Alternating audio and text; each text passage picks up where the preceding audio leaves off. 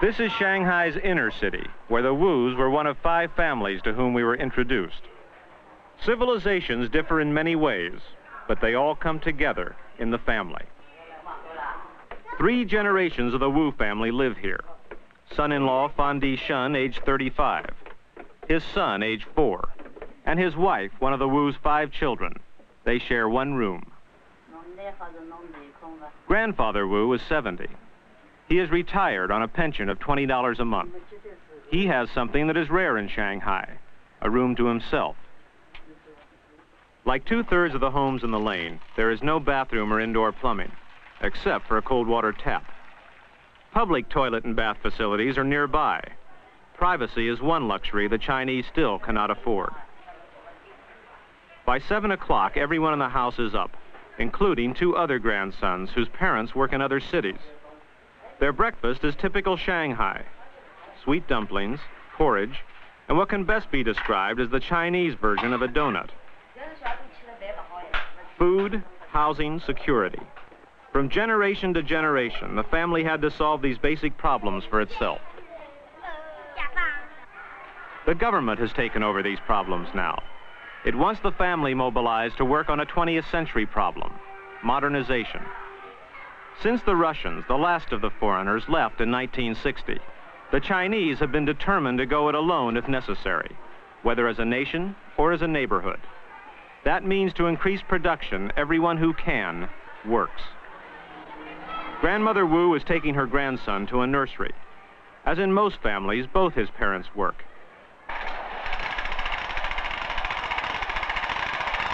The lane operates its own small factories, owned by the neighborhood, not by the state. Formerly unskilled housewives now make money for themselves and for local improvements.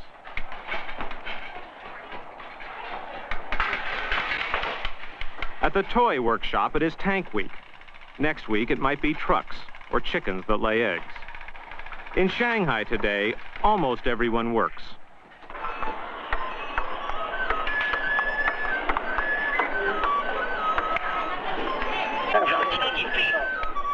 Private life is public. In the hot, humid summer, the street becomes the living room. There is no air conditioning for homes. If there is friction between neighbors or between the people and the government, we did not find it here or in our conversation with the Wu's daughter and her husband. Do either of you ever dream of having a home of your own? We like living here with my father and mother. Without my parents, it would be very inconvenient. Of course, things are very good now. Our son is in a nursery. We don't have to be so restricted. For instance, we can go to meetings at work, even if it's called on short notice. We can concentrate on work without worrying or go to a movie at night, the 2 of us if we want. All parents everywhere have hopes and dreams for their children. What hopes and dreams do you have for your son?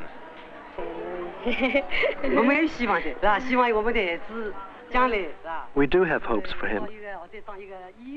I wish he could become an actor, because I myself worked in the field of literature and art, so it might influence him. Now he's very fond of movies and plays. When he was smaller, I asked him, and he said he wanted to be a soldier. He's very healthy. He can also be an athlete. When he's grown, I hope he can do what the country needs as well as what he likes. The grandfather, a retired cook, cooks for the family now. The small living room also serves as family room, study, dining room, and as an extension to a small kitchen.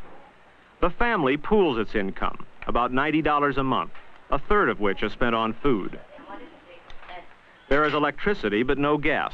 Cooking is done on 2 coal stoves, which are also their only heat in winter. Ecology is not an issue in Shanghai. Nothing is wasted, not even a drop of peanut oil, which along with rice and cotton cloth is rationed. Our impression in Shanghai was of abundance, not shortages. There is extra food tonight. Another of the Wu's married daughters and her son are coming for dinner.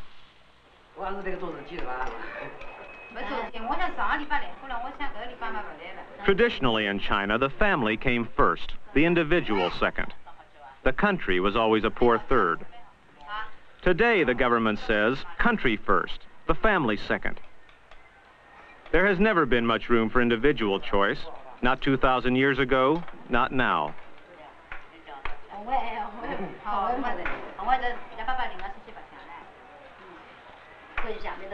An individual can't move or change jobs without permission, or read whatever he chooses.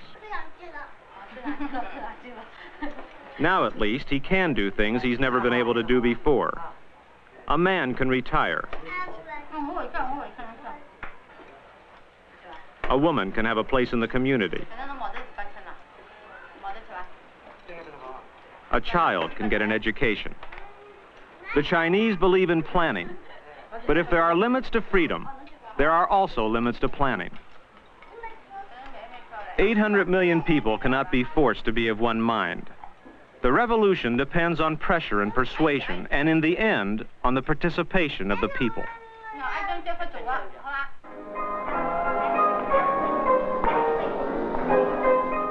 The Chinese Revolution is not American, French, or Russian.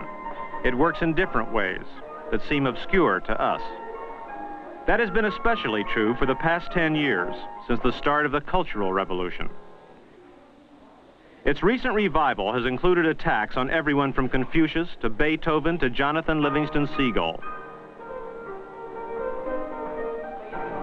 Talking about revolution and seeing ballet may seem strange to us, but to the Chinese it's not. In the 19th century European form, there were ideological dangers that were another target of the Cultural Revolution. As Mao saw it, the bourgeois artistry of Swan Lake could only appeal to a new elite he believed had lost touch with the people and with the revolution. On stage, Mao has transformed the arts as he would like to transform society. The man looking on is Lin Yang, one of the choreographers of the Chinese revolutionary ballet, The White-Haired Girl. Our ballet reflects the militant life of the Chinese people and molds heroic images of the workers, peasants, and soldiers. To carry out this work, we transform classic ballet so that it truly represents a new artistic product of the people. There's the solo, used mainly to express a very false, very haughty style. We repudiated this kind of individualism. For instance, when the landlord abducts the white-haired girl, her fiancé, a young poor peasant, can't contain his feeling for the class enemy. He takes an axe and rushes at the enemy to fight. A solo is used here. He rushes.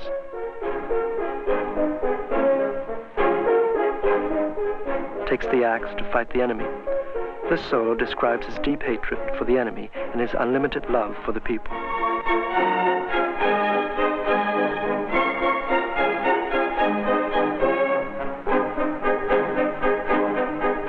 This gives contemporary ballet its own militant role.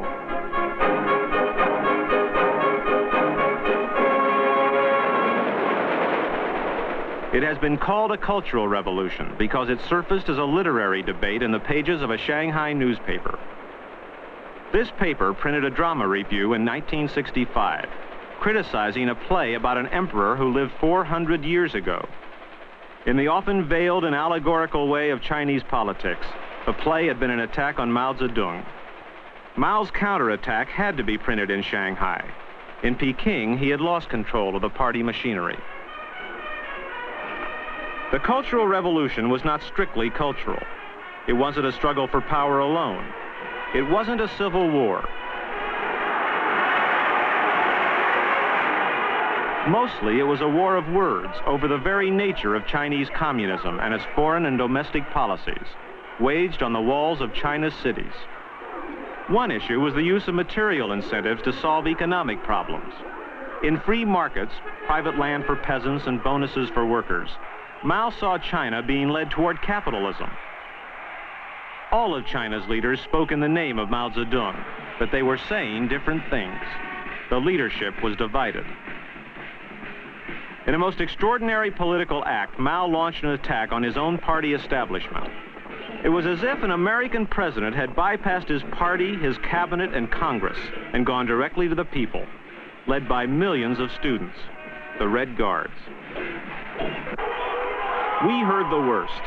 Schools closed, industry disrupted, officials denounced, sporadic violence.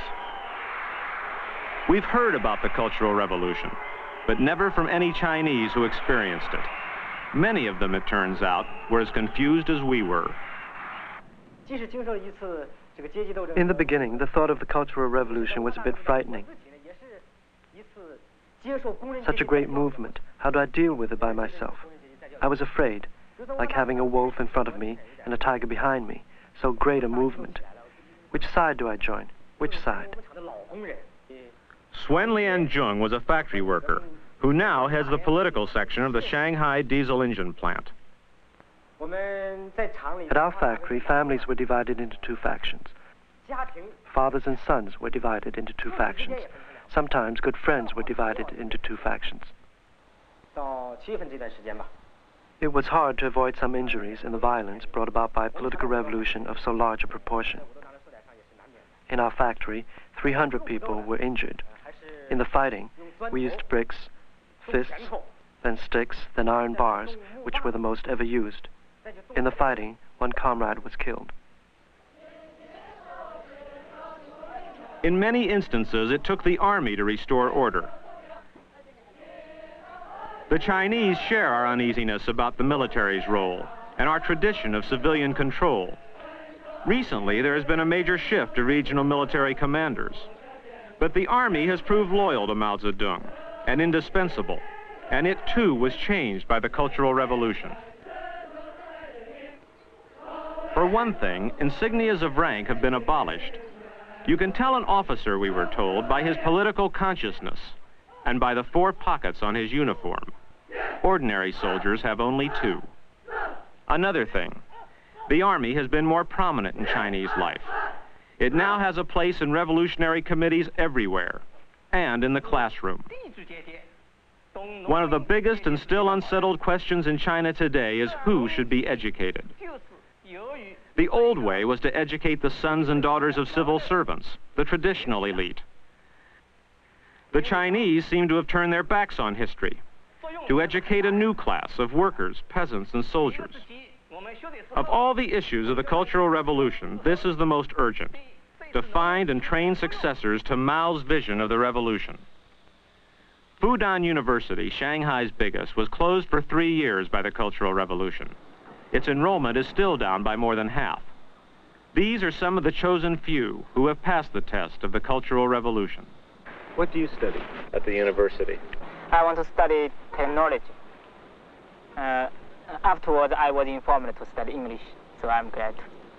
You're glad to be studying English? Yes. Because English is a weapon.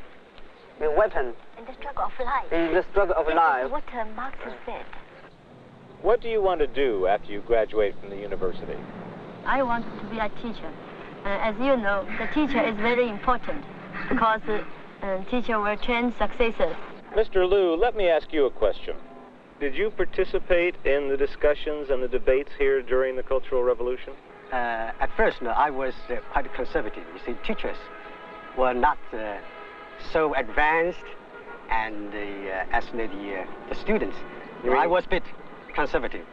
Later on, I find it is highly necessary to start the Cultural Revolution. Well, I think that one of the problems that we have solved is, what's your aim in work, and what's your aim in life? Well, actually, before the Cultural Revolution, I was very worried about my personal gain. When I could not get famous, I was worried. So actually, I was not very happy because I did not achieve my aim. But after Cultural Revolution, well, I think my aim in life has been correct. That is, well, I must serve the people and serve the community. Now I take the greatest happiness to teach the students. When I see the students make progress, I feel very happy. So this, I think, is quite a great change taking place in myself. Virtually no one in Shanghai has been left untouched by the bitter debate over how to interpret the thought of Mao Zedong. The Cultural Revolution has changed many people's lives. Sung Yu Ying is a peasant. She is the first one from her village to attend a university. Wu Shuiyun was a teacher. Now she is a factory worker. Fan Di Shun, her husband, was a playwright. Now he is an administrator in a sewing machine factory. Swen Lian Zhong worked on an assembly line. Now he is in charge of political affairs for his factory. Xu Qingxian was director of the Shanghai Writers Union. Now he is a deputy mayor and a member of the Central Committee of the Chinese Communist Party.